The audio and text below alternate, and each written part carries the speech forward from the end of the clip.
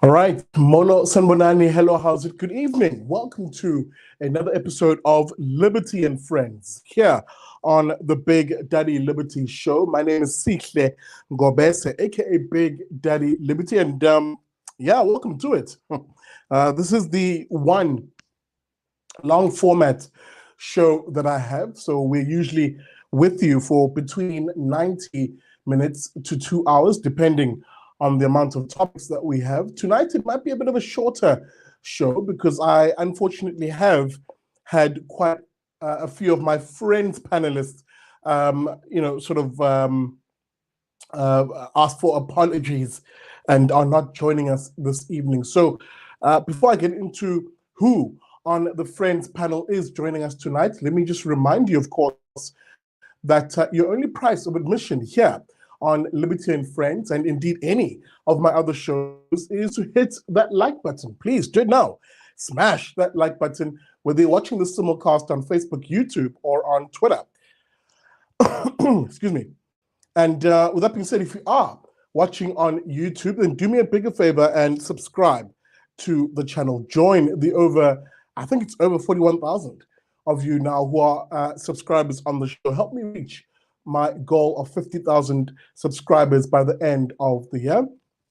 That being said, we also have a website. Find us, please, at bigdaddyliberty.com. There, of course, you can add a bit of support financially to the show. Anything between 50 to 100 Rand. 75 Rand is about the average that we do per person per month. And it's those funds that we use to basically advocate for liberty ideas. There's a few campaigns that we're going to be launching later in the month. So please look forward to finding out more on that. So support the show if you can. Right, with that jibber jabber out the way, let me actually get into tonight's show. Tonight on Liberty and Friends, we look at a jam-packed week that has been full of the good, the bad, and the ugly. I'll get into what I mean by that. Some of the issues we'll look at tonight is that violent protest action that was embarked upon by NEHAWU workers. That's the National Education, Health and Allied Workers Union, which is, of course, affiliated to the ANC. We'll get into that in a moment. We'll speak, of course, about a certain Tshwane Mayor. A strong contender for Mumish of the week. We'll get into that in a second. And we'll speak about last week's Mumish of the week. One Jacob Zuma, who basically says South Africa, the territory that is South Africa, is all his. Yes, he wants all of it in a land claim. We'll get into that in a second too. I keep saying we'll get into that in a second because remember, here on Liberty and Friends, it isn't just me who is a part of the show. I'm joined by the Friends panel every week, including you, dear viewer. Keep your comments coming in thick and fast. We'll be flighting them on the bottom of the screen and we'll engage if you do ask any questions or anything you want us to chat about. Speaking about us, let me actually introduce my first guest for tonight. He is, of course, the Deputy Head of Policy Research at the Institute of Race Relations, Martin van Staden. Martin, Baba, good evening. Hey, Shikhle, it's good to be back. I'm speaking to you from load shed South Africa. I'm sure many viewers are in the same boat, but I look forward to our discussion tonight. Hey, man. Trust you me, we are very used to load sheddistan at this stage, homie. Full passports for citizenship in that part of the world. But jokes aside, welcome to it, Martin. Okay, our other guest hasn't joined us quite yet tonight. That'll be Nolu Maki. She's having some connection issues on her side. With that being said, Martin, let's get straight into it, dude, because what a week it's been. I want to begin here. There's quite a few things that I think are topics that at face value are seemingly easy to understand, but hey, actually, there's a few nested features in them that need to be unpacked. Let's begin with the shenanigans, shall we? That I've seen Tshwane municipality, or metro rather, that's Pretoria for those of us who sort of are more common, who use that common name, sorry. In fact, I think you live in Pretoria, Martin. What a week it's been for you guys. Yeah, no, I mean, we thought a few years ago that thing with Des van Rooyen as our weekend finance minister thing would be the first and the last time South Africa would play a game like that. But no, Capital City has had a guy appointed mayor and then removed as mayor and then reappointed as mayor and then resigned as mayor, I think, in the space of what, 72 hours or something like that. So the latest thing, of course, is this forged, apparently, rehabilitation document from a court. So yeah, it's insane. But look, I'm a classical liberal with a very strong preference for a government that is uncoordinated with itself. It spends more time infighting than it does fighting citizens. So this type of thing doesn't necessarily worry me. Of course, when it impacts very basic service delivery, it's always bad. But I do think the coalitions, as they are now, and as we're going to experience going forward in South Africa, there's a little bit of light at the end of the tunnel, and that hopefully we can get rid of some of the rougher edges, like the excesses seen recently. But the little grain of positivity, I think, is that it's going to be very difficult for government to get its act together when it comes to bad policy as well. So I'm grabbing popcorn and eating popcorn as this happens. But yeah, of course, like service delivery, we do need some little bit more stability, but not too much. I mean, it gets rather laughable. And again, I say laughable, really, at the end of the day, what we're seeing here isn't actually funny. Here we have a mayor of a metro who, again, as that expression goes, life comes at you really fast. All within the space of effectively, 8 days, is removed after he, okay, hang on.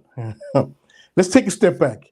And even as I'm saying this, let me just take a second and just double check that my connection is fine.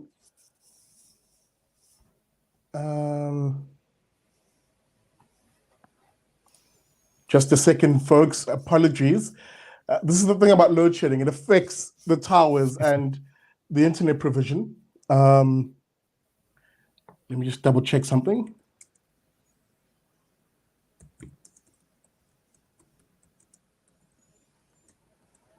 Okay, all right. Shall we try again? I think I'm back on screen here properly. Okay, as I was saying, Martin, let's take a step back here. Here's a guy who is a COPE member. He starts off being in a coalition with the DA, Action SA, Freedom From Plus, a gaggle of the so-called Reform Coalition, if we can coin that expression for a second. Turns on them after a motion of, after the attempt to elect a new mayor, after a DA mayor had resigned for his own issues, turns on them, becomes mayor, backstabbing his coalition partners, and effectively enters into a axis of evil pact, if I can call it that, with the ANC and EFF, bringing them back, of course, into governance, into Pretoria. That same chap, not more than a few days later, 2 days later, in fact, is then removed by the city manager, who cites, of course, rightly, that legislatively, is that the word? Legally speaking, let me use an easier word there. You cannot be a public office bearer in this country if you have been declared insolvent or sequestrated, I think is the word. Yeah. The story gets even more interesting. He then comes back not more than a day later with a certificate, a clearance certificate, saying, oh no, I've actually been cleared of my sequestration, and that letter looks dodgy as F. And this is where I want to pick up the story, Martin, because it's the audacity for me, for their political elites, to actually believe that rules don't apply to them. They can bend them at will. Makwarela, the surname, who's the mayor, in question, it doesn't act in isolation when he does this. Other politicians see themselves as above the law too. Yeah. Oh, I mean, absolutely. It's not a new thing, and I mean, this is I don't want to use the word benign necessarily, but this is a benign example of where a politician in South Africa doesn't regard themselves as above the law. We have the head of the third largest political party, Julius Malema, just a few years ago shooting an automatic AK-47 in the air in a crowded soccer stadium. I mean, it doesn't get any more than that, than the politicians just shrugging themselves at the rules of the game, as it were. In a more mature democracy, this type of thing really is totally unthinkable. And the fact that, I mean, that the quality of the crime is so low, if I can put it that way. He didn't even take the time to research, or whoever gave him the letter, maybe he has an accomplice or something, to see that there is no such thing as the North Court of South Africa. No such thing exists, but this is the name of the court that has cleared him. Simple things like at least have some respect and give us a crime of higher quality. But of course, I think the fact that it was so shoddily done enabled many of our mutual acquaintances who have no legal training or anything immediately to say, "Wait a minute, this is not a real court document. This is a forgery." And now, of course, the guy has resigned, admitted that effectively the thing is fake. I think he's made some appeals to religion and so on, and now he'll presumably sail quietly into the night. We know that the consequences for political crimes of this nature in South Africa is virtually nothing.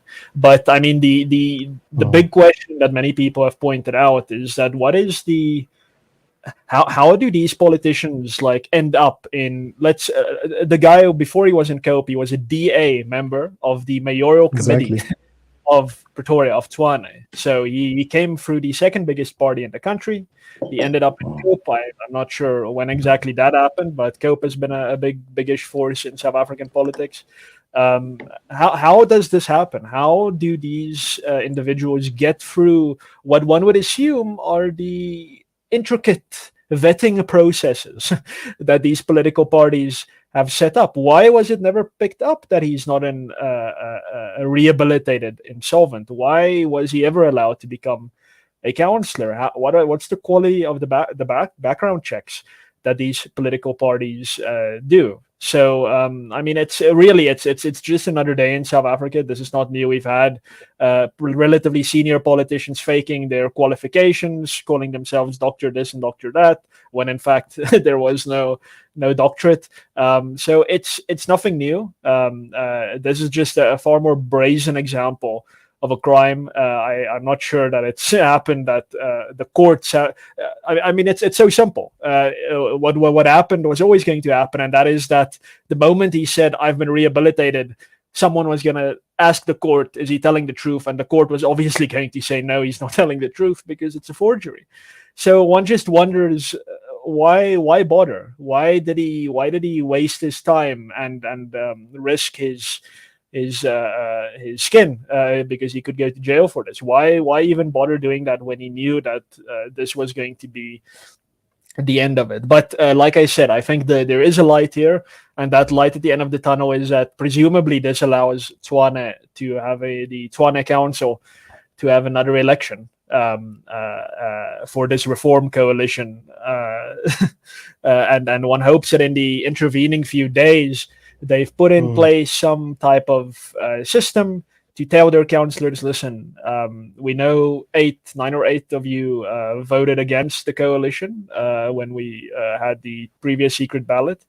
That is forgiven. But if you do it again, there's going to be consequences." It's difficult of a secret ballot, but I'm sure there are various types of political incentives that can be thrown around. But yeah, hopefully this is an opportunity rather than a tragedy. Yeah.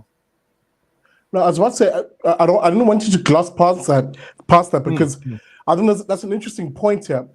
And at this particular point, let me just bring in Nolu Maki. I'm seeing her in the waiting lobby. Nolu Maki, of course, is a regular contributor here on Liberty and French. She is a marketing specialist based in the Battle in the Western Cape. Nolu, hello. Hey CK, how are you? I'm so sorry Hello, for being good evening. late. Hello, Martin. Not at all. Good Sorry evening, for Hello. being late, guys. Can you hear me? I'm on load shedding. Perfectly well. Perfectly well. I mean, we're just getting into this conversation about the Tshwane Mayor and really the clown world situation that this entire thing actually became after a while. But there's something to be said here about, as Martin said, the poor vetting that opposition parties, and I must say the bigger opposition parties, are doing of their own members. Let me be precise and specific. Martin has already covered, of course, how Umurunya Makarela, who is the former mayor of Tshwane, who is now has resigned in disgrace after the sort of Martin, would it be fraud? What would the charge be? It's forgery. It's a common law crime in South Africa, so there is no statute for it, but it's certainly a recognized common law crime, forgery. Okay. So, here's a guy who's facing, okay, let me take a step back. What I do know, the Office of the Chief Justice issued a letter basically saying, firstly, disputing the claims as they then surfaced in the media, with Umakwarela saying he's been rehabilitated. Here's a fake certificate, basically saying, I'm good. Let me back into the mayor's seat. I was astounded, in a good sense, as to how quick the Office of the Chief Justice, or just any state institution really, actually came out and said, no, this is wrong. This is likely very fake because we have no record as an institution of the said paperwork and the issues in it, which is the clearing of this particular individual, right? So there's a big kudos to that, right? But here's where it gets interesting for me. Are we really saying the DA or Action SA or COPE in this instance, because that counselor comes from there, couldn't vet this guy and find this information out? And it's not just those parties. I don't want people thinking I'm picking on them. I'll also take you to KwaZulu-Natal, where currently, and the IFP, to much song and dance over the past weekend, issued a statement and a press conference saying, oh, hey, an EFF member of parliament has now jumped ship and is joining us here in the IFP. Yay, look at us, says the IFP. And I raised the question, I think Martin also may have said something on this on social media. How does someone who's part of a red in tooth and claw communist party who believes in something called democratic centralism, which is a Leninist principle, suddenly become an IFP member who believes in federalism, market economy, and a strong sense of a rule of law? What's going on here, Nolu? Are these parties just simply failing to vet abantu? Hey, Sitla, one thing I must say is it's always great to be a politician in this country, simply because that you can get away with a lot of things. I can imagine if I were to fake my qualification and competency in the private sector, how quickly will I get caught? But then in the public sector, it becomes really I don't want to say difficult, but it's one of those things where if I pretend like I didn't see it, so you won't actually see my own sins. So for me, I understood it in that lens that many of them, they are people who have, I'll just for lack of better words, to have a lot of sins. So that is why they tend to allow each other to be in this camp and be a mayor, despite the fact that he is somebody who doesn't have the qualification nor even is competent to do the job. So that is public sector 101 in South Africa. And it's quite sad. I think if we were to say sad, we also be pretentious because we know this is nothing new to us as South Africans because it has become a norm to us as South Africans. But then the question is this: the politicians who claim to be better than the other, meaning the ANC, how come they've allowed this to happen, right? Which tells us, as you always say, Sihle, that truly politicians are trash. There's a reason why they've allowed this to happen. If they really cared about the well-being of this country, about us taxpayers, they would really make it a point that that guy doesn't even have a seat, right? He doesn't get where he is right now, but they've allowed it for God knows whatever reason that they have. We are sitting here debating, wondering what was the reason, but they know what was the reason, right? And that's the beauty with politics. We can debate about things. whilst internally they know exactly what was the benefit of that guy who was sitting there, right? So for me, I think my views about that is that truly we get to see as South Africans that I don't want to say we can't trust all politicians, but politicians, they stand to back up each other to some degree. This has proven that for me.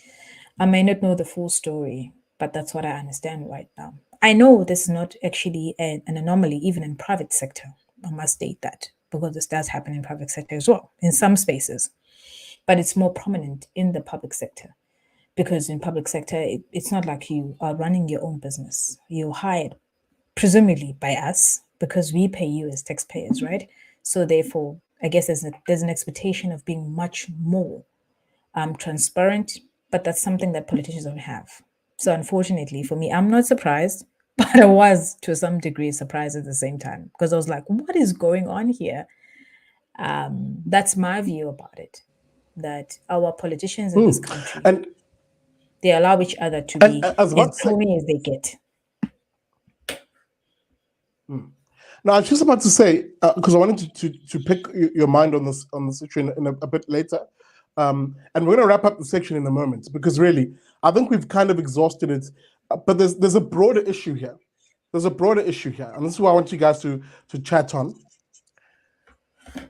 Nolu is absolutely correct when she says that 9 times out of 10, I always say on the show that hashtag politicians are trash. I hold no quarter for politicians. I don't care who your favorite politician is. I don't care if you like Helen Ziller or John Steenhuisen or Herman Mashaba or, oh my gosh, Cyril Ramaphosa, he's so fantastic. I don't care. I don't care. Politicians have shown themselves that they will use power and political clout to achieve positions effectively and amass as much power for their political parties as possible. Service delivery, or even caring about the life, liberty, or property rights of most citizens comes secondary, if at all, if at all. And I mean all politicians. Now, I know even as I'm saying this, there's some DA person or Action SA person or EFF person freaking out in the comments looking to defend their political party. But I want people to really stop and think about it. Where the politicians' lives in this country have become very much plush, comfortable, immune from accountability, and effectively 5-year cycles of the best jobs ever. And I mean the best jobs ever. Think about your job right now that you're going to wake up to tomorrow morning versus a politician who, if they wake up at all tomorrow, think about the disparity, the real disparity in this society, I've always said, is between the political elites and you, the ordinary faith, flag, family, and freedom type citizen. So that you'll understand why my tone is not only dismissive, but actually rather snide when it comes to politicians and believing in politicians. Why do we continue, Martin, to believe, that these people, the political elites, are acting in our interests or that they'll save us somehow, when they demonstrate in the smallest of incidents like this one, that they're willing to do anything and everything, not to serve us, but to stay in power, such as forging a document like this one? Yeah, look, I think you're touching on something that most people intuitively understand, but maybe can't articulate that well. And that is that society has over centuries, and this is not a new thing at all, has over centuries created a separate category of being for the state and for everyone involved in the state, from politicians to civil servants to judges and so forth, that we don't apply to ourselves or to the so-called private sector, the non-state sector. It's a totally different institution that has a totally different set of incentives that in amongst ourselves, we would consider, if any of us acted the way a politician acted or a civil servant acted, we would regard that as antisocial behavior in most other contexts, but we allow the government and politicians to do it. And I mean, the most clear example that we're working with here is that when you are found to be not performing or to be committing forgery or such things in the private sector, in theory, but in, I would say, 9 out of 10 cases, you are immediately fired and you're out the door. Maybe there's some CCMA stuff, but you're out the door. You're not. Your grubby hands don't touch the levers of control in that business anymore. The board of that organization or your supervisor will take immediate action, because they understand that if they do not take immediate action, they will also be out the door. That's why these fake contracts exist in the private, in the public sector, from politicians to civil servants. You kind of have to wait for the next election if you want any type of real consequence to set in, and even then it's not necessarily guaranteed. The ANC, for instance, I think most of us can very comfortably say is, for all intents and purposes, effectively a criminal organization.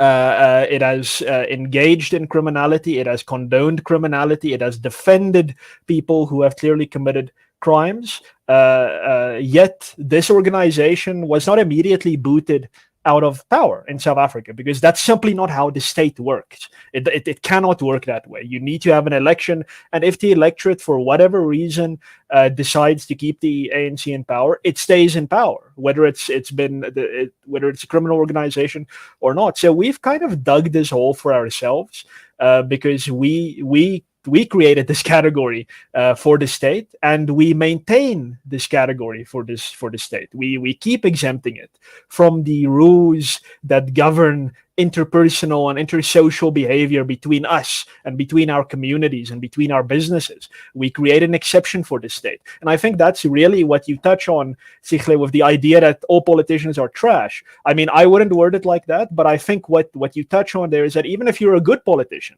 even if you have the best intentions in the world, even if you perform 100%, you are great, you're moral, you're a good liberal and everything, the fact is you are still not bound by the rules that bind the rest of us. You live in that little exception, and that's a problem. Even though you try your best, and I think we all commend you for it if you're better than the next guy, but you're still in that exception that we've carved out. And I mean, as a society, and I think we're going to talk more about social values when we talk about NEHAWU and the strike later, but if we as a society continue to condone this antisocial behavior from politicians, I mean, we only have ourselves to blame. We can't point fingers at the politicians for taking the path of least resistance, which is what we all do. That's human nature. We take the path of least resistance to success.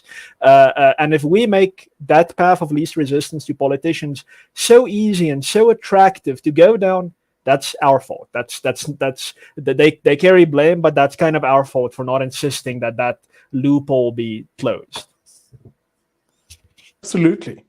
And as I have my line deteriorated slightly, I missed that last bit, but I got the overall sentiment, and I'll come to you in a second, Nolu. I just want to do a bit of housekeeping. Welcome to it. We've reached the 30-minute mark of Liberty and Friends, your week-ending news analysis show, where it's moi, Sindile Vabaza, aka Big Daddy Liberty, in the house, of course, joined by the Friends panel. Friends panel looking a little thin today, but nonetheless, I'm very grateful for who is in the house. Martin from Staden, the Deputy Policy of Research at the Institute of Race Relations. There he is in the middle there. Can barely see him. Thanks to Eskom and load shedding. I'm sure Martin, Andre Durator, wherever he is, if he is watching, is going, it's not me this time. I didn't do it.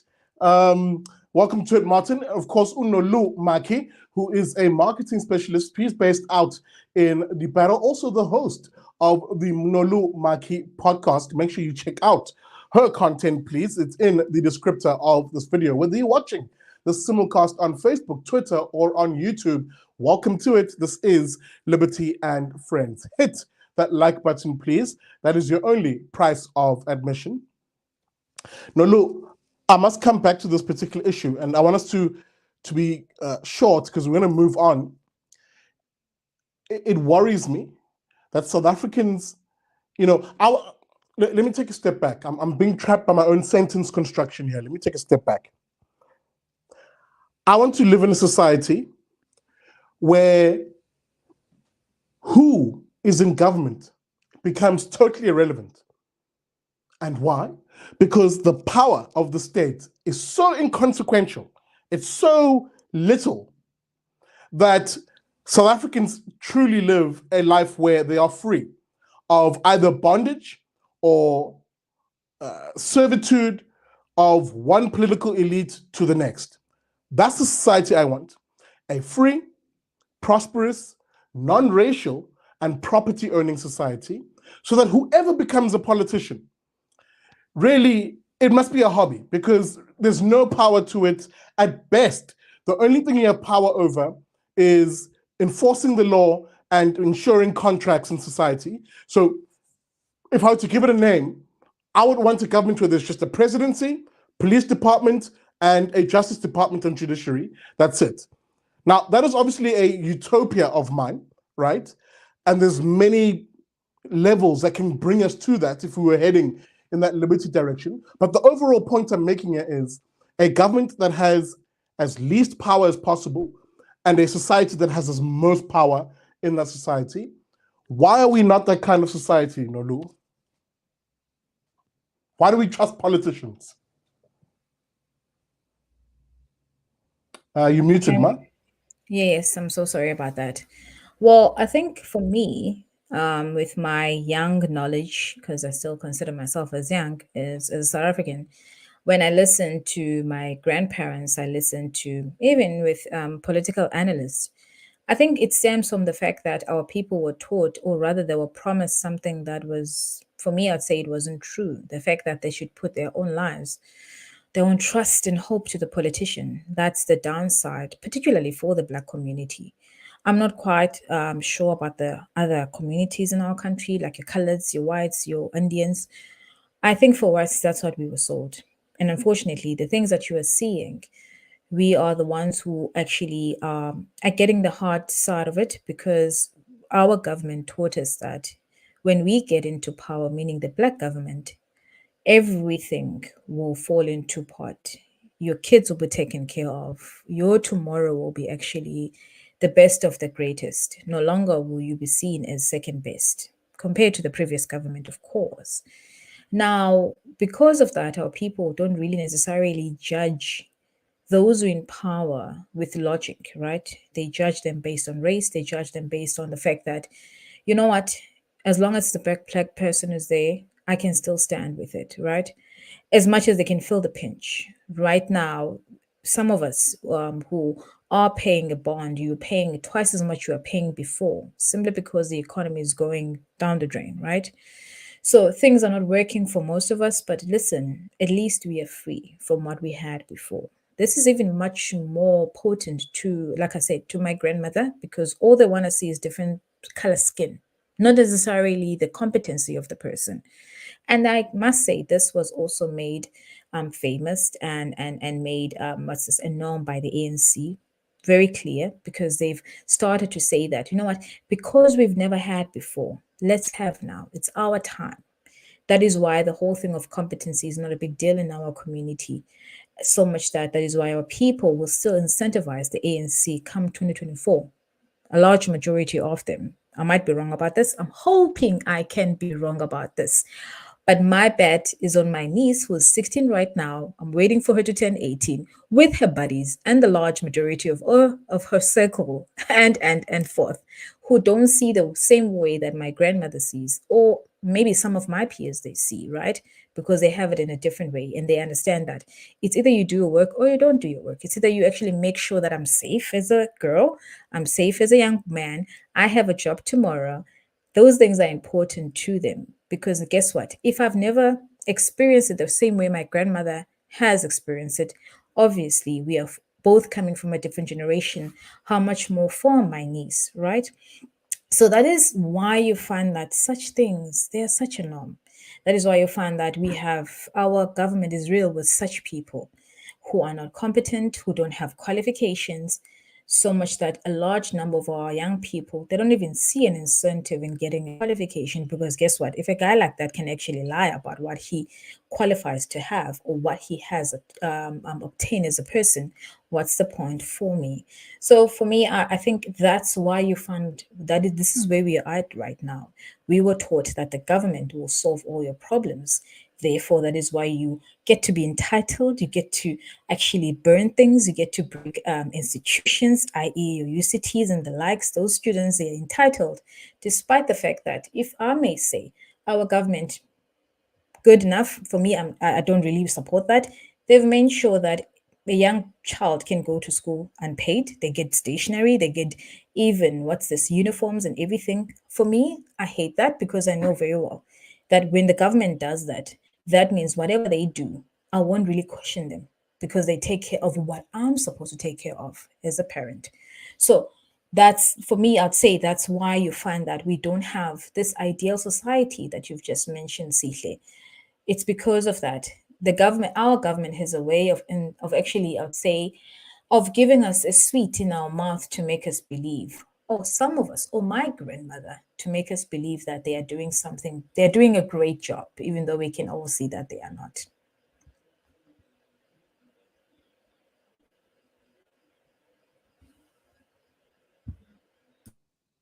Okay. Sorry, a bit of a glitch there in the system. No, I hate to say it, but the broader point you're raising here is this idea of the dependence that we've created through, obviously, an emotional link to the ANC, a historical one for a lot of our parents' generation, and unfortunately for the younger generation today, a financial dependency that's being created because of the statism, the bad policy by politicians who basically incentivize the states becoming ever larger and larger, and the individual, really, I talk a lot about individual, but really, we're a family society. And insofar as I mentioned the individual, but families, the power of families, the resources of families becoming smaller and smaller and smaller, and more dependent, or sort of latching onto a dependency on the state. And that's perhaps what I want to speak about in the second segment, where we look at what's happened over the past week. Appalling, disgusting, violent behavior by NEHAWU. That's the trade union under the COSATU, which is an affiliate of the ANC. NEHAWU, of course, being the National Education and Allied Health Workers Union. I may have butchered that, but I don't really care. Who cares when it comes to commies? But nonetheless, this union, which has gone on an absolute rampage this past week, indeed 4 people, according to the health minister, having died allegedly at the hands of the actions of these striking workers. And again, don't take my word for it. Let me show you some of the images of these NEHAWU workers who, let me just set the scene. As a union, they are in negotiations with government requesting, or demanding rather, 10% salary increases for their members, with government only offering 3%. Therefore, that impasse, seeing these workers take to the streets in protest, or rather in a strike, withholding their labor. Again, let me separate issues. I do not mind. In fact, I'm quite encouraging of workers who voluntarily get together and say, hey guys, let's band together and let's make negotiations, or let's have negotiations, pardon me, with our workers as a block, a voluntary block, so we can get what we want. Nothing wrong with that. The issue becomes when, firstly, there's force involved, both of members of NEHAWU, as is often the case. There are some workers who threaten others and say, if you don't strike, we'll hurt you. If you don't strike, we'll block you from going to work or disrupt you, as is the case, as I said, in this particular video. Watch this. As NEHAWU workers outside Gray's Hospital in Pietermaritzburg, pardon me, try and prevent doctors from entering the hospital.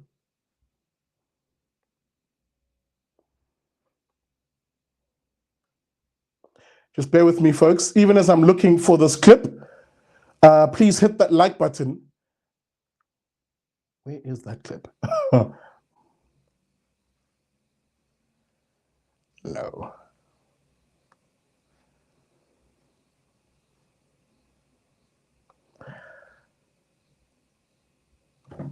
Okay. Bear with me, folks. I think that's it. Okay, sorry. Here we go.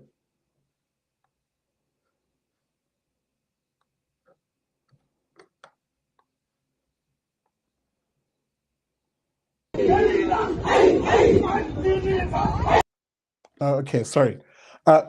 Apologies, folks. This is not the clip, but it is an associated clip I was going to show you. Maybe let me do the intro for this one. Again, the issue here is the conduct of these striking NEHAWU workers. I mentioned earlier on that force is involved, and indeed, when it comes to these workers, their conduct has also come under sharp scrutiny. These are health workers.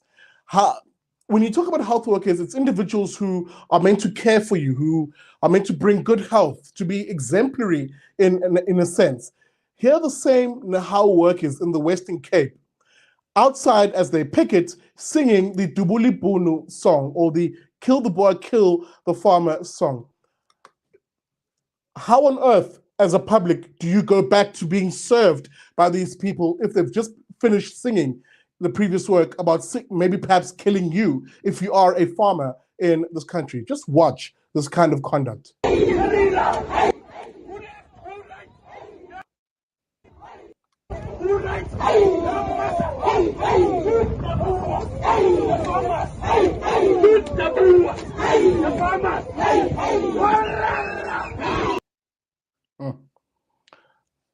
Again, as I'm looking for the actual clip that I wanted to show here, the conduct of these workers has been absolutely appalling in the week. Goodness me, I'm really not finding this clip.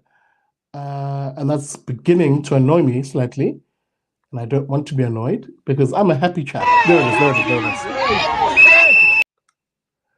As I said, workers outside the Grays Hospital in Pietermaritzburg intimidating, violently assaulting some, and indeed blocking other doctors from entering the workplace.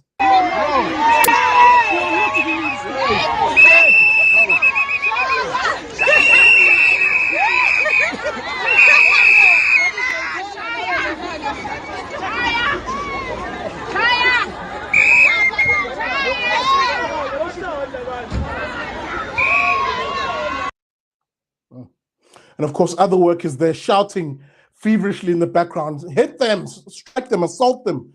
Shaya in Zulu is what they're saying. Guys, let me come to you. And again, there were other clips, but I just couldn't play them for fear of, traumatizing the viewers in this evening. As I said, 4 people dead in the wake of these strikes, Martin. The health minister basically saying these workers have blood on their hands. Yeah, look, that's true.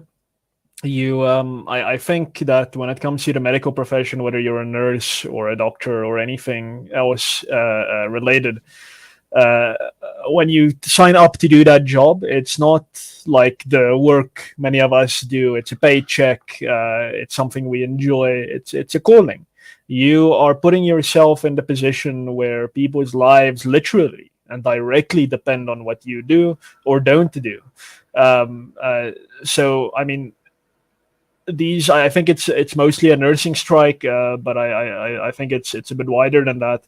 It's horrific that individuals in the healthcare sector could come to this low point. But the other side of the coin is that this is a long process that has been coming for, I think, 3 years now, where there was negotiations between the union and the government made certain promises about pay that they reneged on. So to an extent, you understand the frustration. You don't want people in the healthcare sector to feel undervalued or underpaid.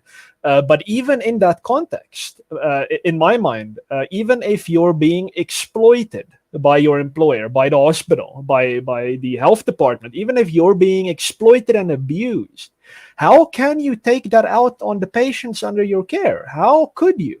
In any way, shape, or form, how could you take your grievance with the hospital, and I don't deny the intense feeling of frustration that you have. How could you take that out on people who are sick and dying, and they're in car accidents and they're being brought to the hospital and you're blocking the ambulances? How could you? How dare you? So you need to find a different way to do that. And of course, Sigle, no problem we talk about here is really a problem without the government at the end of it. This didn't just fall out of nowhere. South Africa has a centralized collective bargaining system. We have a centralized health system as well, where if the union in the health sector decides to strike, then all the hospitals are going on strike. So there is no decentralization. It's not like, okay, that clinic is striking, we can move people to a different regional hospital. No, everyone is on strike. So this is now around the country. The Western Cape has been able to interdict the union from striking in that province, but to what extent the unions care about what the court says is still an open question. But I mean, it comes back down to centralization, the state creating this own mess, and now you have provincial governments, you have the health department saying, "Oh, it's an illegal strike. This is wrong. How could they?" Of course they would. Of course they would. This would happen if you do this. If you create this centralized system, and also, I mean, this could happen in the private sector. If tomorrow the private hospital groups are told in a collective bargaining in their council that, okay, we've now agreed on a raise, that agreement could be extended to every private hospital in the sector. Without that specific hospital or that group even participating in the negotiation. That's the nature of this of South Africa's collective bargaining. So we might look at this and say, yes, it's the union, it's the strikers, they're doing wrong, and they are, and absolutely they must be brought to task for them. People from these communities need to take note of who is standing there and singing, and when they go to when they go to the hospital next and they see this nurse coming, they should say, no, you stay away from me. I saw you in that video. Stay away from me. Get me someone else. So the community needs to take note. So yes, that's important. But there is a bigger issue here, and that is how we've decided to structure our healthcare in this country. And we're asking for more. We're asking for national health insurance, which will centralize even more in a very, very radical way. It would bring all private hospitals under effectively the custodianship of the state. So we could expect to see much more of this. So if we want to avoid this, yes, we need better social values. Bring your children up and say, listen, if you choose to become a doctor or a nurse, you're signing up to a calling. You cannot put the patients under your care at risk, even though you might be frustrated for whatever reason you have. You cannot endanger the vulnerable people in your care. We need those social values. But more than that, we need to reconsider how we structure healthcare in this country. We need more decentralization. Allow, as you said, Sindile, allow workers to negotiate collectively, but in specific businesses, at specific hospitals, in specific hospital groups. Don't centralize it so that if there is a labor dispute in one area, it becomes a huge issue for tens of millions all around the country. We need to move away from that. And I want to do what the lefties often claim they do, but do not do, and that is put power into the workers' hands. Well, the best way in which you can put powers in the workers' hands is to allow workers themselves to decide. Often, a lot of these strikes are decided by union bosses who basically, at these collective bargaining, in other words, high structures of collective bargaining, reach an impasse and then filter a message down saying, we're now taking to the streets, we're going on strike in order to stick it to the employer, is often what they say. And if you're that one worker who doesn't want to strike, perhaps your finances don't allow for you to miss a week of a paycheck, good luck to you saying, well, actually, I'm going to continue working and I'm going to cross the picket line in order, to do so. You saw that in that video where those doctors and some associated healthcare professionals had to cross that picket line and were intimidated by fellow workers. There are other places in the country where doctors have been assaulted. There's a video that went viral on social media of an Mpumalanga health facility where a doctor was manhandled by these NEHAWU striking workers as she tried to protect the patient files that she had with her. Assumingly, the workers wanted to strew them all over the place, as has been the conduct in other parts of the country. One such solution that puts power back into the workers' hands is the decision to strike should be done by a ballot, an actual ballot. And if the majority of workers do not want to strike, that strike is not going to happen. But of course, you'll never see this because it will take the power away from union bosses who, in most cases, that's who these strikes are about. It's about union bosses who are trying to build political careers and doing so off of the back of workers, having them be the cannon fodder, and it has to stop. Nolu, I'm going to come to you in a moment because I think there's another broader issue here that Martin spoke about, which I want us to chew on, which is when you have situations like these, and you watch the conduct of such as this, do you know who's never spoken about? It's the patient. It's the public. The patients over the past week have literally endured a week of hell. At Addington Hospital, and I had the clip, but it's too long to play here, these strikers proceeded to enter the hospital and drag sick and dying patients out and kick them out of the hospital. That conduct, of course, absolutely appalling. But of course, Nolu, who are the people who use public hospitals? Invariably, poor people. And it must be said, it's the same poor people who don't have the choice to say, they're striking here, let me go to Ntabeni private hospital or McCord's. They are forced to deal with these kinds of workers. So whenever these unions, Nolu, say they're pro-poor, I'll play them that clip and say, F them. Very true. I think it's the reality of our country. It's what we see right there. And this has, for me personally, I just think that it has been made fashionable by the ANC again. This I don't say because as a way of trying to pick on ANC of everything, but they gave birth to all of this, where you find that our people, whenever they strike, they don't necessarily think about their fellow men, right? Those that they serve. They strike because of their own selfish ambitions. I don't call, not that I'm not saying that they aren't supposed to strike, but the way they go about it. And our strikes, they always want to go back to this whole racial issue, which I just think in this case, it doesn't have anything to do with it, in my own opinion. I just think that our people are used to making strikes to be about, to make them political, in my own view. If you as workers, you have any grievances towards your whoever has employed you, then that way, why are you putting in politics into it or race into it, right? You should go out there and strike in a peaceful manner. That's something we don't know as South Africans. We just know when you strike, someone has to be inconvenienced. If you striking the fact that you guys want free education, well, burn everything down. If you're striking the fact that, you know what, I want more money. And in this instance, the sad reality is that I remember last year, teachers, they were striking as well. They only got 3% out of that. The unions, whomever who was negotiating on their behalf, I'm sure they've got fat checks from whomever. And in that way, those people who were striking, they actually just got a measly 3%. You know, I'm not saying I'm looking down on 3%, but really, it didn't really do much of a difference to what they were demanding to get.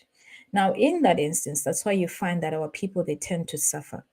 So for me, I just find these strikes, they aren't really, they don't really profit the people who are striking, but rather they profit the unions. That is why I have a lot of hate for most of our unions in this country, because they put our people into risk, and then they end up actually having this bitter attitude towards our government, because they're hired by our government, if you think about it, because most of them, they are public servants, right?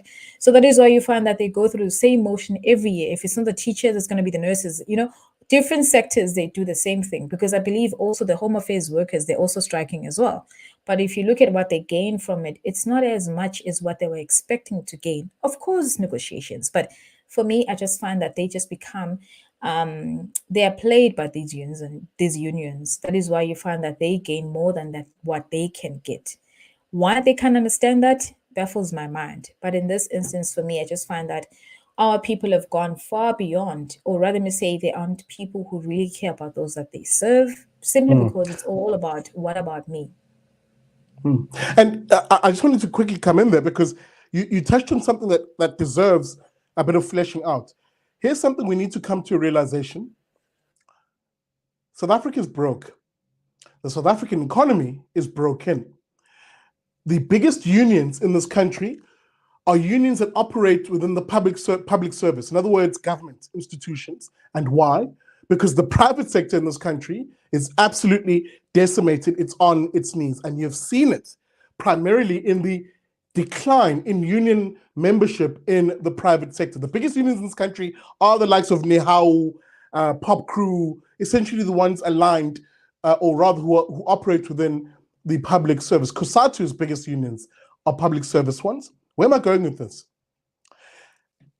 A collective realization is needed that actually it is in the best interest of union bosses to allow the economy to not only recover, but to grow rapidly, to absorb the millions of young people those young people who we now call NEETs, an acronym standing for Not in Employment, Education, or Training, to absorb those millions of young people into the workplace. The best place in which to negotiate higher wages is for a person to actually be employed. That is actually a cold, hard fact. So that whenever you see these unions asking for higher wages, always ask yourself the question, who are they asking for higher wages for? Because the overwhelming majority of young people, for instance, are unemployed in this country. So who benefits from raising the ceiling of who an employer can hire by way of what is paid to each individual worker? If an employer has to pay more money in order to hire, let's call it a South African worker, to which the average South African worker is unemployed, unemployable, poorly skilled, and would gain actually more from getting a job at a, even if it isn't at a salary that you and I would consider to be great, but to get a foot in the door. And once the foot is in the door, to train within the workplace and thereby raise their income over time, that would benefit unions much more than what we're seeing at the moment, which is this sort of stuck in the past unionism, what we used to call adversarial unionism in industrial psychology. This very lefty type idea that to be a unionist is to be an adversary to your employer, because the employer, of course, is a, quote, capitalist. It's a toxic way of thinking that assists no one. Martin, I'm going to come back to you. And even as I said that, a bit of housekeeping, because we're entering the last 30 minutes of tonight's show. This is Liberty and Friends. My name is Usihle Ngobese, aka Big Daddy Liberty. In the house on the Friends panel tonight is Nolu Maki, host of the Nolu Maki podcast. Make sure, please, you like and subscribe to her show. Information is in the descriptor of this video. And of course, Martin van Staden. Every time I say this, what's the word? The algorithm goes to some UFC fighter. So I'm not sure what's up with that, Martin, But nonetheless, he is a fighter for liberty ideas, and he's here joining us tonight. He's the deputy head of policy research at the Institute of Race Relations, Martin van Staden. Welcome to it. Hit that like button and share this stream. This is Liberty and Friends. Martin, as we wrap up this union story, it's that last bit that I wanted to chat about. We've spoken about the employer. We've spoken about the union bosses. But the person who often gets shafted in this entire process is that poor chap who is dependent on state healthcare and has no other choices. He or she does not have the, quote, freedom to choose, and is stuck now having to deal with these public healthcare workers, who are conducting themselves in this manner. A conversation, Martin, is needed around, as you said, decentralizing healthcare, but also privatizing it, putting the resources not into public healthcare, but breaking it up. Sorry, let me take a step back. The money the South African government pays every year to public hospitals could rather be best spent breaking that budget up and giving it to poor individuals or all individuals to allow those individuals to buy their own private healthcare or private insurance, so that they can go to any hospital they please. Why is this idea not being pursued, Martin? Yeah, look, the state has shown itself, in South Africa at least, but I think it goes wider than that, to be singularly unsuited to providing healthcare. South Africans have experienced this now for a healthy chunk of time, and I think research done in it's a household survey or something like that amongst South Africans have shown that the huge majority of South Africans would prefer private healthcare, private medical aid to what they currently receive at state hospitals, and that's not surprising at all. South Africa's private healthcare sector is not perfect, but compared to the state healthcare sector, it's considerably better. And what you touched on there, Sigle, is the voucher system. And as I sit here, I cannot imagine what good arguments the left really can make against a voucher system.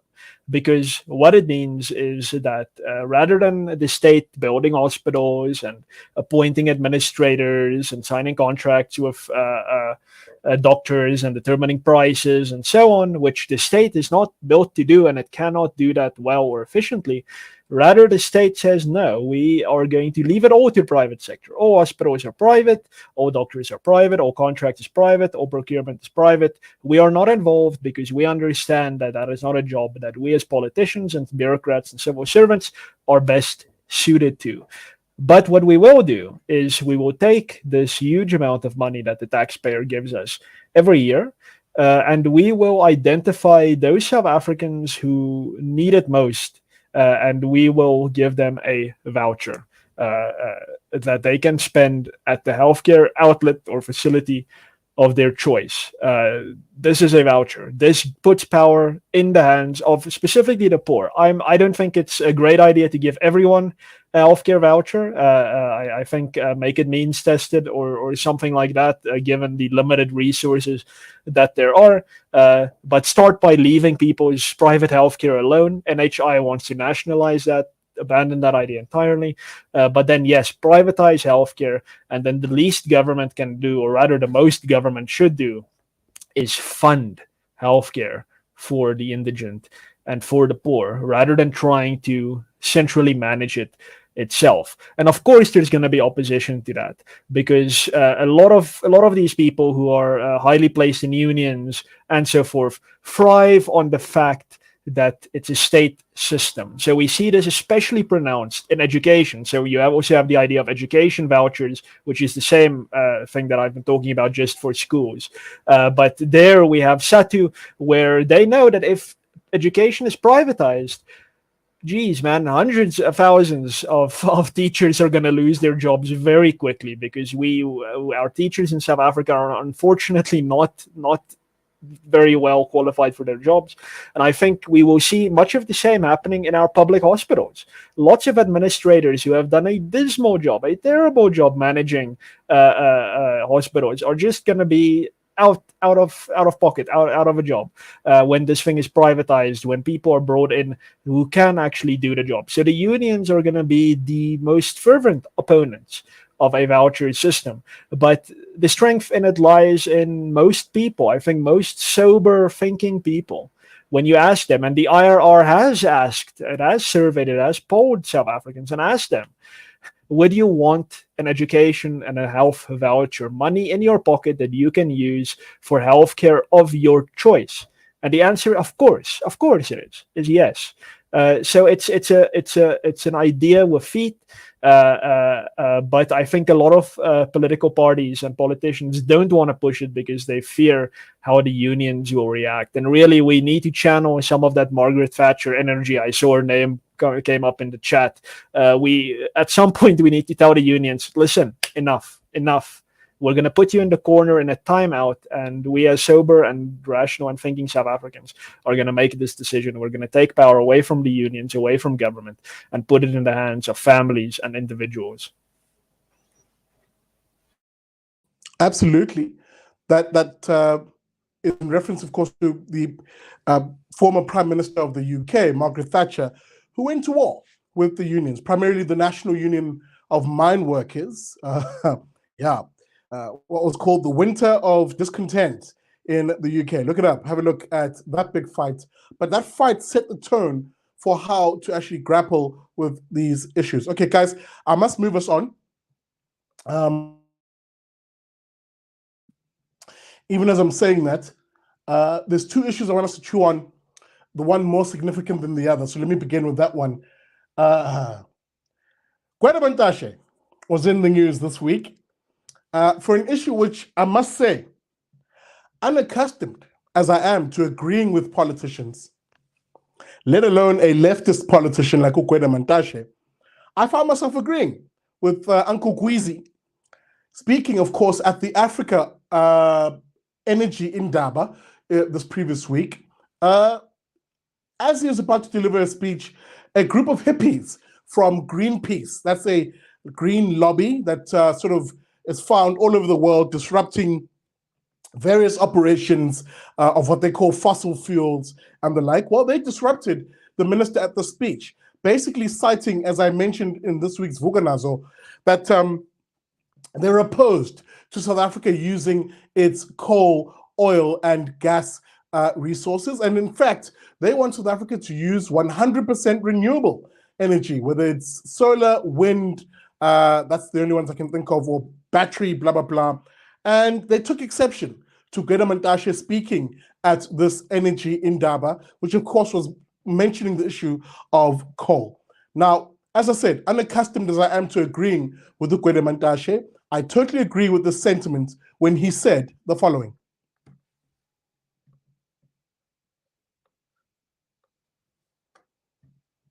I must, in conclusion, remind ourselves that the European Union take a resolution on Uganda that Uganda must not develop its own oil deposits.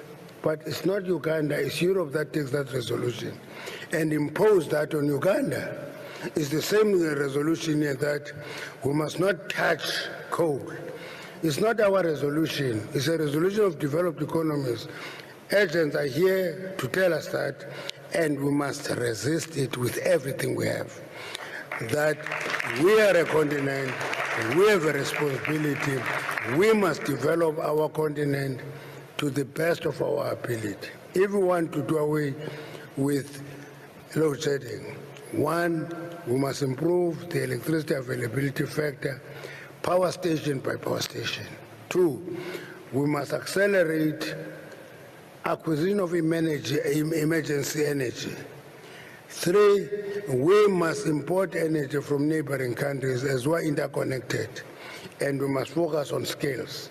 That is what we should be focusing on, not on walking away from coal. Coal is going to be with us for a very long time, so those who see it as corruption or a road to whatever, they are going to be disappointed for many, many years, because coal is going to outlive many of us. Thank you very much.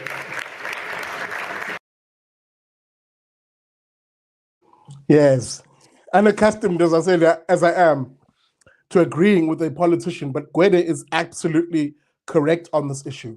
Now, I have no problem, and I mean this, I have no problem with so-called green energy, but I think it is absolutely delusional, as is the case with the likes of Greenpeace, those hippies with the tie-dye t-shirts and walking barefoot and talking about saving the planet or they drive cars that get poor gas mileage.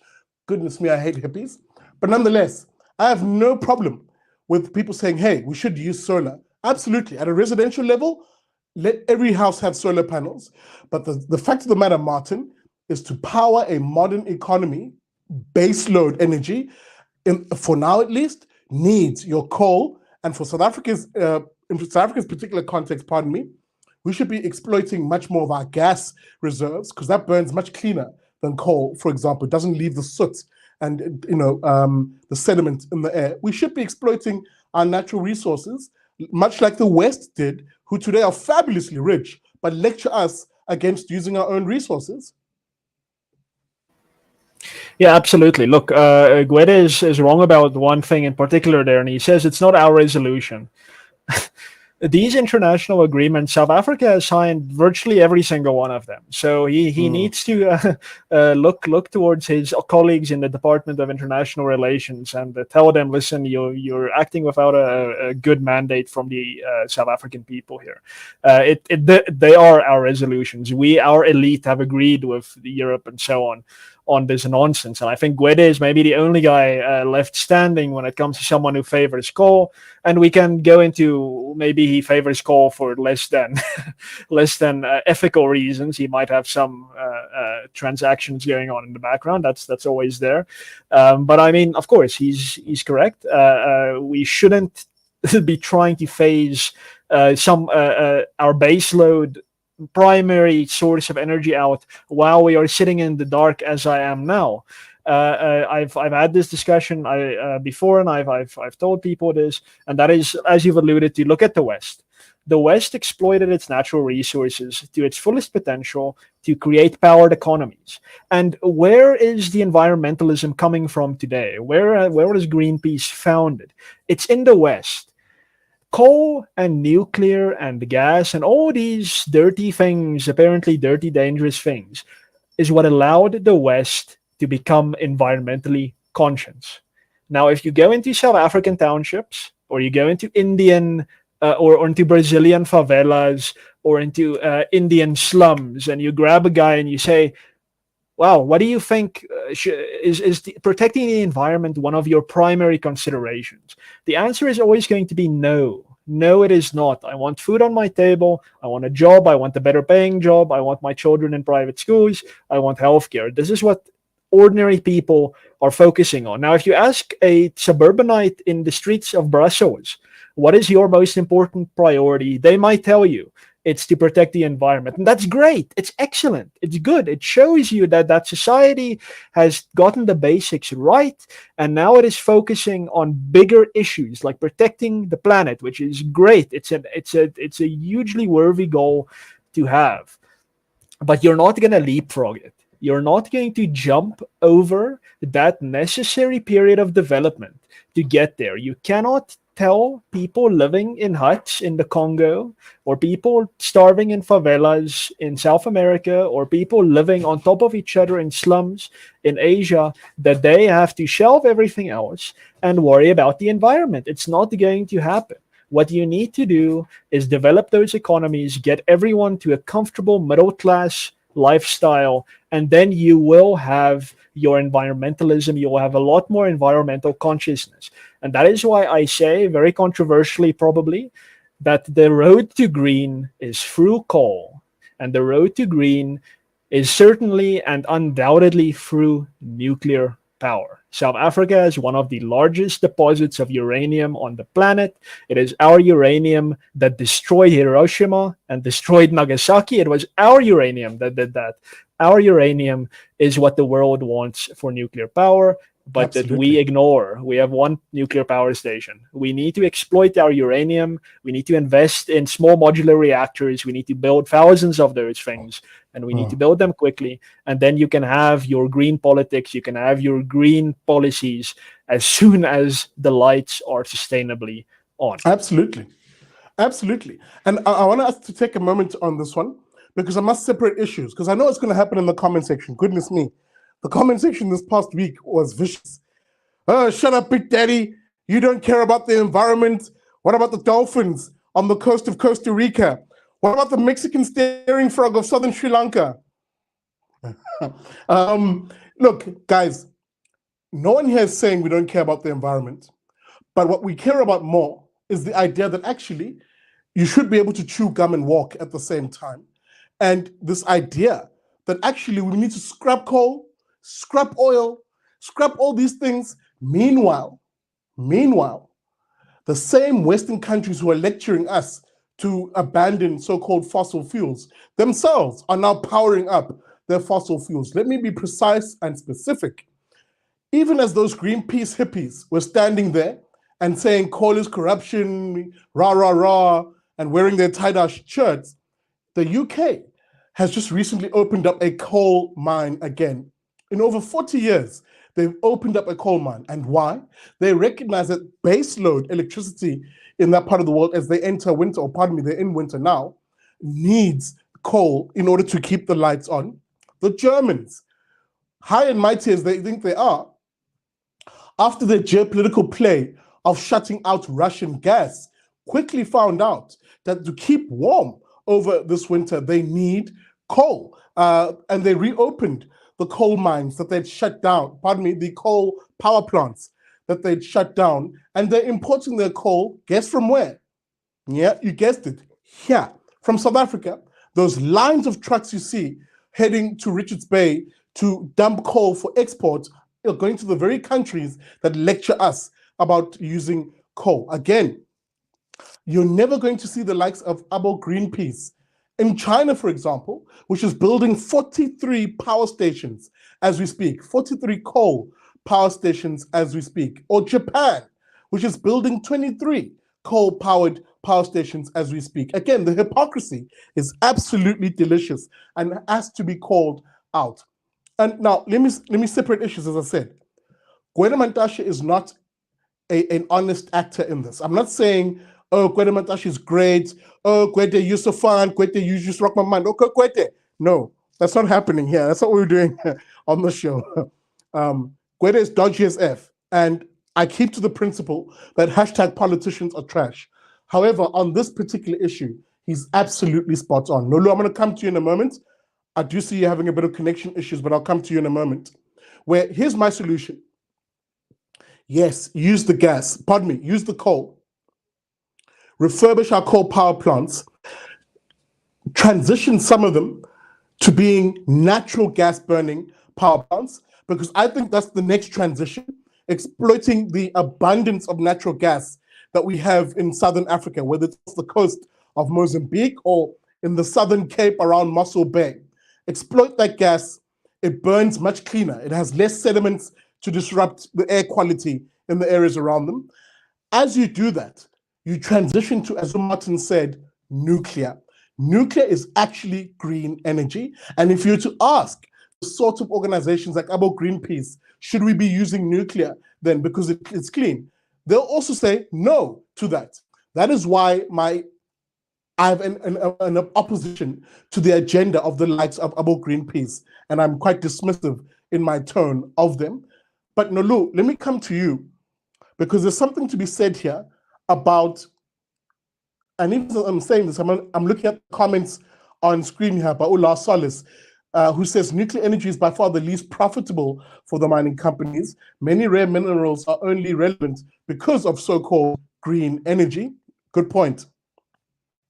But Nolu, there's something to be said here about these elite green mercenaries, as I like to call them, who operate in a world where they don't know that in a shack on a sand dune in Cape Town, there is some guy who's literally lighting up coal or not coal, pardon me, firewood in their home in order to have basic heating or or to cook with, heat to cook with. That chap would benefit from having cheap, abundant, and reliable electricity from a state that has privatized electricity generation so that you have nuclear, abo coal, abo gas. It's often the elites who say things like, oh, these poor people need to abandon the very resources we use to become fabulously rich. True. I think as much as I'm with you with Gwede Mantashe, he's been fighting this for some time. It's just a pity that Cyril Ramaphosa is a globalist. I'm sure he has signed it a long time ago for us to transition to this new Greenpeace nonsense.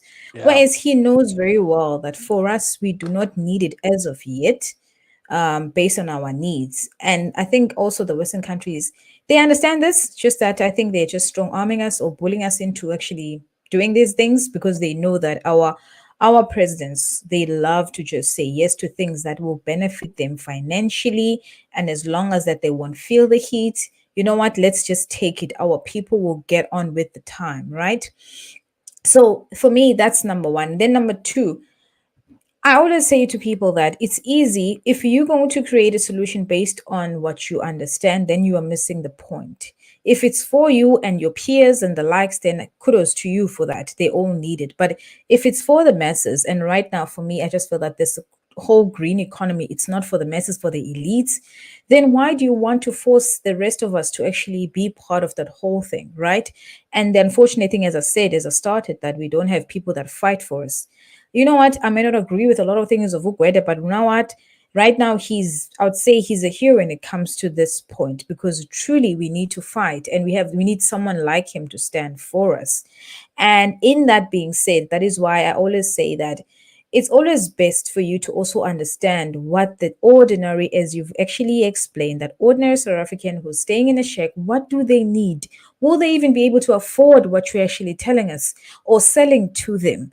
Is there a must for them to go and actually invest in some green economy? There's no need. If some guy can afford an electrical car and they can have it in their house, kudos to you. Can the other fellow also afford what they can afford? Then in that way, it wouldn't be a problem. But nowadays, we've got these new policies that said, let's all of us bind to them. That is, let's all just go green. There's no need for us to go nuclear and all of what we're using in coal. Let's just be green, you know? So for me, that's where I just have a problem with this whole thing, because I just feel that whenever there's a trend that the Europeans, they are moving with, then Africans or African leaders, they'd like to bow to that trend, knowing very well that we can't afford it, knowing very well that there's no need for us as of yet. In good timing, as Martin has said, we will get to it. When we've exploited enough of our resources, then we'll get to those. But right now, nope, Cyril Ramaphosa is sitting with a fat check. I don't know from who. That is why we have a lot of load shedding. Me and Martin right now, we are sitting in the dark. I'm sure you too, Sihle, very soon we're sitting in the dark. But guess what? Ramaphosa's got good money from somewhere in Europe. That's how we live right now. But I'm for Gwede, but I wouldn't trust him because he might want to be a president as well. That's the stuff of ANC. I trust him just, but when it comes to this, not really. But anyways, he's standing a fight for us. So I'm with you on that one. We don't have leaders that fight for us. That's an unfortunate thing. Again, even as I said this, guys, we're running out of time. I must move us on to another topic. But again, you know, I'm just cautious, man. I'm cautious. And guys, please understand us, dear viewers. No one here is saying, oh, the ANC government is fantastic. Oh, they look at how they stuck it to Greenpeace. That must mean the ANC government is fantastic. No one is saying that. What I'm saying is be very careful of being dribbled by people who live in the lap of luxury and are trying to absolve their so-called sins or climate sins by having someone else pay the price of it, namely poor individuals from developing nations. That's abhorrent. That's absolutely morally repugnant behavior, because it basically is rich countries saying it's okay for you to remain poor so long as we can live better, thinking that we live in a safer or cleaner environment. About Greta Thunberg. Let's just poke less. But anyway, I'm sorry, let me move on. I got a little distracted there. Guys, final issue of the day. Our momish of the week was Jacob Zuma. And why was Jacob Zuma the momish of the week? Well, let me put it on screen. Jacob Zuma submitted a land claim this week, basically saying, guys, the whole of South Africa is mine. And not only is it mine, it's mine on behalf of all Black people, because somehow Jacob Zuma represents all Black people. Excuse the images here, guys. Actually, before I do that, let me fix it. It's one of those websites where the ads are just inappropriate. Okay, there we go. Full screen. This is the actual land claim, or a copy of it at least. Let me just wait until it's on screen. I'm hoping it's on screen. Is it on screen? I have no idea. My screen is frozen. But nonetheless, I'll read from it, where he basically says, as he submits this claim, that President Zuma, pardon me, says Black people have occupied the whole of South Africa since Bantu expansion reached here in 500 AD. Of course, now, this letter on behalf of the Jacob G. Zuma Foundation, where Jacob Zuma submits this claim, of course, to the Department of Agriculture, Land Reform and Rural Development, says the following. I, Jacob Gegekisa Zuma, having held office...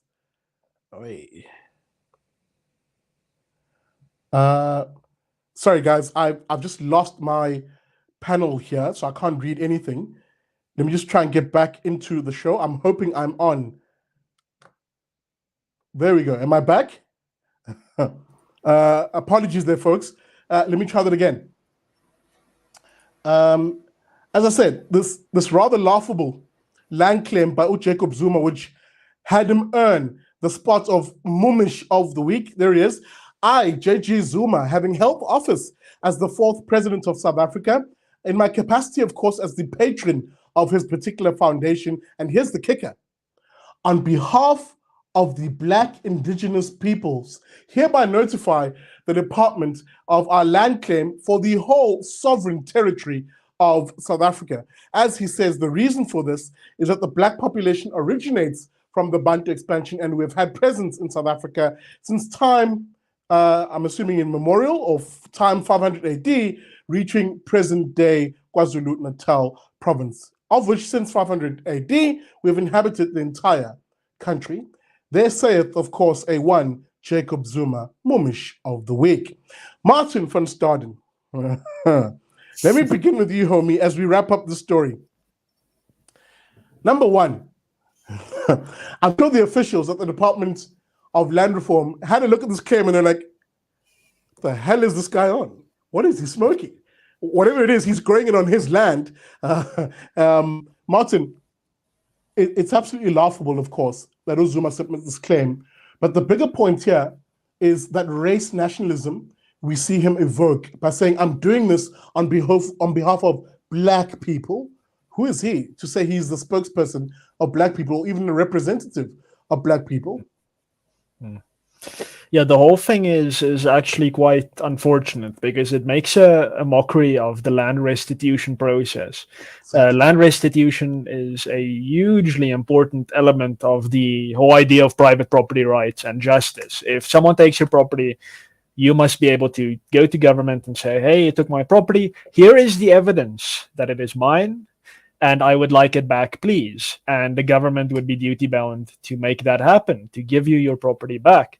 But what Jacob Zuma has done is effectively said, and this is a general problem in maybe in the world, but certainly in South Africa, and that is that we have a very thematic rather than detailed understanding of history. We make grand statements about history, and then we use that as so-called proof or evidence from history to justify our current position. And that is what Jacob Zuma has done. He has said that there was peace on earth, nirvana for 1,000 years. Tribes and Black South Africans lived here in total peace and harmony. There was no conflict between tribes here. It was utopia. And then one day, this all changed when people came from Europe and the original sin was committed.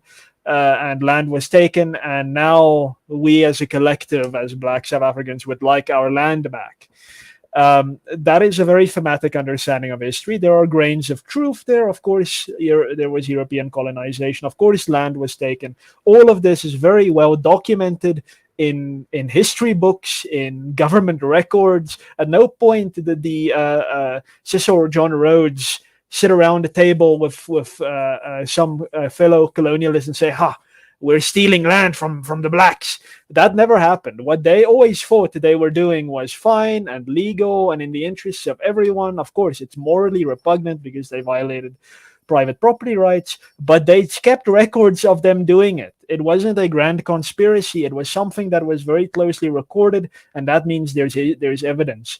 And what the land restitution process should be is if you as an individual or as a family know that you have property that was taken from your ancestors, an identifiable piece of property with an identifiable line dividing it from the rest of the natural environment, you should be able to take the proof, which is available, to the government and say, please return this to my family. And that is fine. That is perfect. What Jacob Zuma is doing is making a mockery of that whole thing. He is saying, all the proof I need is to say that, well, there was colonialism, and because I deem myself a popular former president and I represent the people, I should be the one to initiate this claim on behalf of all Black South Africans because we're some kind of hive mind. It's not the first time we've seen this. It's not the last time. But one hopes that the Department of Land Reform laughed it out. I know certainly that any sober-minded person would.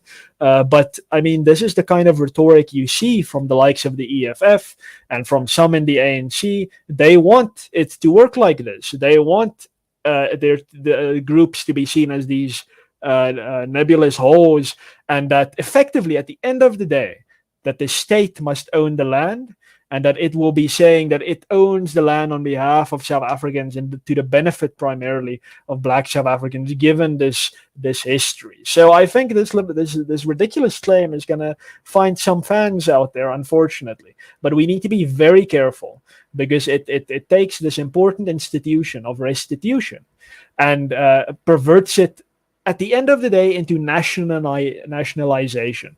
And we need to be careful around that. We need to say, no, we support restitution on the basis of private property. And that means that if you can prove that a given piece of property that in your family line was taken historically, you must get it back. That is justice. That is private property rights. That is the foundation of prosperity. But if we go down the Zuma route of saying, there's this blob of people and there's this other small blob of people that took their land and we need to set that right, you're setting yourself up for an experiment that we've already tried. We've tried communism. We tried it. It failed spectacularly. Tens of hundreds of millions of people died as a result. Let's not do that again. Let's give Jacob Zuma the sniggering laughs that he deserves in this circumstance, and not dignify any of this with any kind of legitimacy. Absolutely. As Jacob Zuma himself would say, listen carefully. Nolu, let me come to you. Because there's two things here that really did annoy me. Number one, this assumption that politicians in this country often trade on, which is, because they're Black, they represent Black people, that somehow we're some one nebulous blob, as Martin put it, a hive mind indeed, is how, as if we're not individuals. We don't think differently or hold different views or disagree. In this case, with Zuma's appropriating the idea that he represents abantu abamnyama. The second point, of course, here is it's rather condescending. It's rather condescending of Jacob Zuma to say that all of South Africa is his by virtue of this land claim, when the biggest landowners in this country, or titled landowners in this country, the biggest proportion of them happen to be Black South Africans. That's a fact, including me, for instance. He would be taking my farm and saying it's his for him to dispense to me. How's that not a soft bigotry of low expectations? Sorry, Sishle. One thing about the ANC government is they hate anyone who works hard for what they have. You've bought your land, rightfully so. It is yours. You own it. But the ANC government, they just want to own everything and anything under the sun on this land, that which is called South Africa. And Jacob Zuma is just saying what they all actually talk about. Some may actually pretend like they don't believe what he's saying. That's what they want. It's always been their dream, that they may own all the land so that they can be our masters. We can actually, bow before them and ask, even just to go to the bathroom, if you think about it, even just to put food in our mouths. That's what they want us to do. That's how evil this government is towards us. And Jacob Zuma is no different. He's doing exactly what the ANC is dreaming about. And that is why he's even bringing this upon us. And the funny thing is that those who don't have much in South Africa, they don't necessarily care about this whole land nonsense. Because how would you care about land if you don't have food on your table? It's those of us who have failed to actually acquire land, as you have done, Sihle, and then we'll have a problem like with someone like you. How dare you have land, right? Because I know very well that I failed to get myself land. If I had worked hard, I would have afforded myself to buy land. But the ordinary South Africans who care about the fact that tonight I need to make sure my kids eat, they don't even know about what we're talking about. Because tomorrow that same guy needs to go out and hustle again to put food on the table for their children. So for me, and it's those people for that matter, I would say our government, they tend to think that they're stupid, which they are not, because they know exactly what they need, and that is to put food, viable economy, make sure that their children's future is actually secured. So those people are still working for their tomorrow. Then the likes of us, we get riddled into this nonsense and say that, you know what, I want the land too because I've failed to give myself land.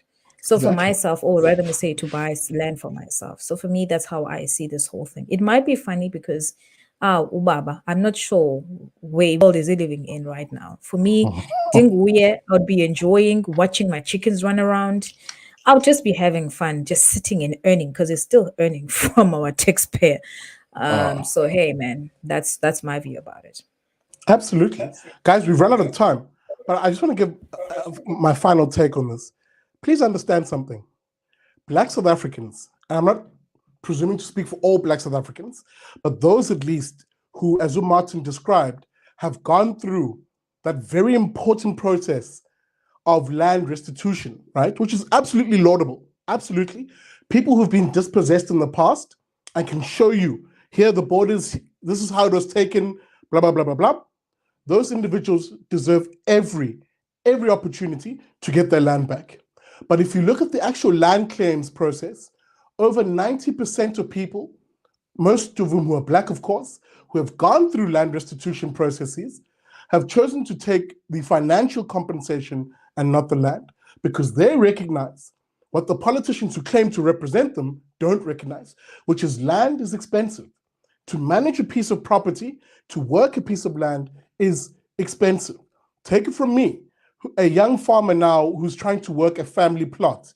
You will go broke very quickly thinking that farming is a get-rich-quick scheme, as the way in which politicians speak about it. Abo, give us the land, politicians. Those idiots, every time I hear them, I really want to slap them. I really want to slap them, because it is you consigning people to a life of poverty if you think that just getting the land means you become wealthy. It isn't. I would rather South Africans, Black, white, Indian, colored, those who want to work the land, be given an opportunity to work it and the resources and of course the skills, most importantly. But for the overwhelming majority of us, a middle-class existence in an urban setting is exactly what we need to do, creating real wealth that lifts people out of poverty and ushers us into a 21st century type economy. That's what you really want. Not this condescending view that Black politicians or Black leftists, let me be precise, Black leftists have of us as Black people, which is somehow each of us living on a little piece of land and working it for subsistence. It's an absolutely condescending view of Black people, and it's one which Black leftists hold in this country. And Malema and Zuma are the same in that regard. So I saw a nice little comment there with a flipping the bird to a one Jacob Zuma.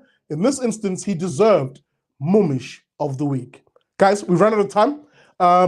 As we do at the end of every show, share with the folks, please, how they can get in touch with you, Nolu. How can the folks get in touch with you, and what can we expect on the Nolu Magi podcast?